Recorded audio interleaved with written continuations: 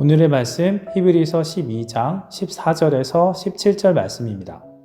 모든 사람과 더불어 화평함과 거룩함을 따르라. 이것이 없이는 아무도 주를 보지 못하리라.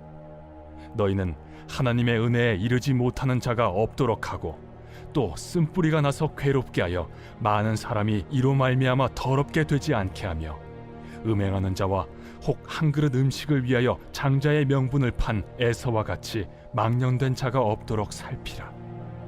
너희가 아는 바와 같이 그가 그 후에 축복을 이어받으려고 눈물을 흘리며 구하되 버림바가 되어 회개할 기회를 얻지 못하였느니라.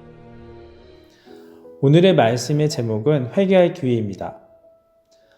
우리는 흔히 회개라고 하면 잘못을 뉘우치고 반성하는 도덕적인 태도를 떠올립니다. 하지만 성경이 말하는 회개는 단순한 후회의 감정이 아닙니다. 하나님을 떠나 자기 뜻대로 살던 삶의 방향을 창조주 하나님께 돌이키는 것을 의미합니다. 삶의 중심이 나에게서 하나님으로 옮겨지는 전 인격적인 변화를 이야기합니다. 특별히 개혁주의 전통에 서 있는 우리 교회는 이 회개를 인간의 결단이나 의지의 산물로 보지 않습니다.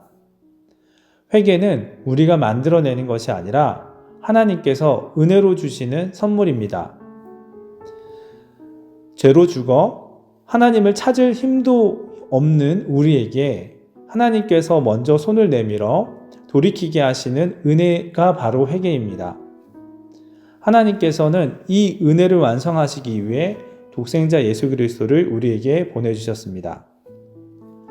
예수님이 지신 십자가, 예수님이 매달리신 그 십자가는 우리의 죄를 심판하시는 하나님의 공의와 우리를 끝까지 사랑하시는 하나님의 사랑이 만난 곳입니다. 이 예수님을 바라보며 다시 아버지 하나님께로 돌아가는 길, 바로 그것이 회개입니다. 오늘 본문은 이 회개할 기회가 지금 우리에게 열려 있음을 알리는 동시에 이 기회를 가볍게 여겨서는 안 된다고 엄중히 이야기하고 있습니다. 본문은 회개한 자의 삶에서 나타나는 첫 번째 모습으로 화평을 이야기합니다. 모든 사람과 더불어 화평함과 거룩함을 따르라. 사람은 본래 자기의 이익과 자기의 생각이 우선인 존재입니다. 화평은 이런 상태에서는 저절로 이루어지기 어렵습니다. 진정한 화평은 나의 옳음, 나의 이익을 내려놓고 상대의 입장을 그리고 하나님의 마음으로 수용할 때 비로소 이루어질 수 있습니다. 즉, 내가 죽고 내 안에 주인이 바뀌어야지 가능한 일입니다. 이어지는 거룩함 또한 마찬가지입니다.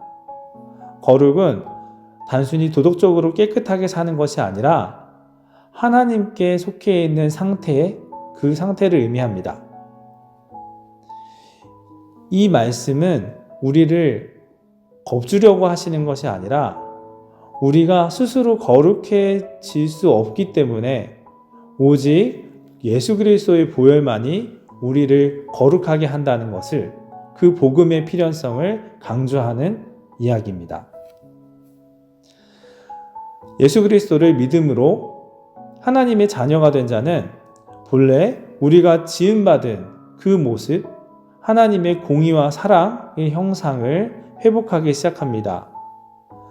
그 거룩함은 우리가 애써 행하는 고행의 결과가 아니라 그리스도 예수 안에, 그 은혜 안에 거할 때 맺어지는 생명의 열매입니다. 또한 오늘 말씀은 우리에게 주의 깊게 살피라고 권고하고 있습니다. 하나님의 은혜에서 멀어지는 것은 어느 날 갑자기 일어나는 거창한 사건이 아닙니다. 하나님을 향했던 시선이 조금씩 혹은 슬그머니 나의 욕망으로 옮겨질 때 그 하나님의 은혜를 나의 편리를 위한 도구로 이용되기 시작할 때 우리는 은혜에서 미끄러집니다.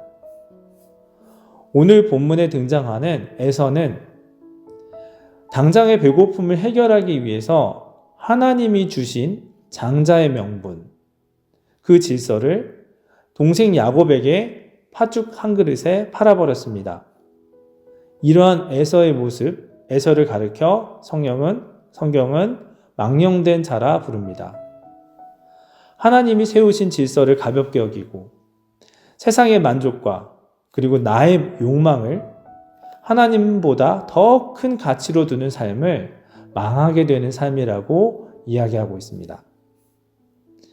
에서는 자신의 욕망으로 자신이 누릴 권리를 잃어버린 것에 대해 후회와 억울함으로 하나님께 축복을 구했지만 그 후회의 눈물은 죄에 대한 진정한 회개가 아니었습니다.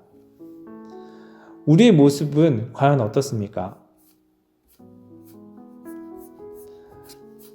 우리 또한 에서의 모습과 같이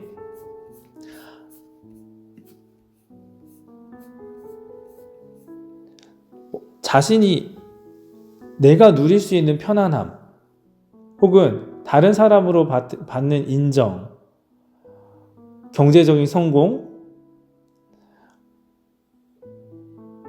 다른 사람으로부터 존경받는 삶, 부러움을 받는 삶, 그런 것들이 어쩌면 하나님 나라보다 더 앞서 있지는 않습니까? 우리는 어쩌면 에서와 같은 선택을 반복하고 있지는 않습니까? 사랑하는 성도 여러분, 회개는 무서운 심판을 피하기 위한 비상구 혹은 비상조치가 아닙니다. 회개는 수고하고 무거운 짐진 우리를 쉬게 하시려는 하나님 아버지의 가장 따뜻한 초대입니다. 하나님께서는 우리의 연약함을 다 아시고 예수님을 보내주셔서 그분이 십자가에서 우리가 감히 감당할 수 없는 그 죄의 짐을 대신 져주셨고 그 죄의 문제를 해결함으로써 우리가 하나님의 자녀가 되게 하셨습니다. 그리고 예수님의 부활로 인해서 우리는 죄와 죽음의 두려움과 위험으로부터 벗어나서 우리가 사랑과 생명의 삶을 바라보게 하셨습니다. 우리를 죄 가운데 그대로 두지 않으시고 우리 주님은 하나님 아버지의 거룩함에 다시 참여하는 삶으로 우리를 다시 불러주셨습니다. 이 부르심은 우리의 능력에서 오는 것이 아니라 예수 그리스도 안에서 주어진 은혜의 부르심입니다. 이 회개의 기회는 언제나 열려 있는 것 같으나 지금 이 순간이 어쩌면 가장 소중한 기회입니다.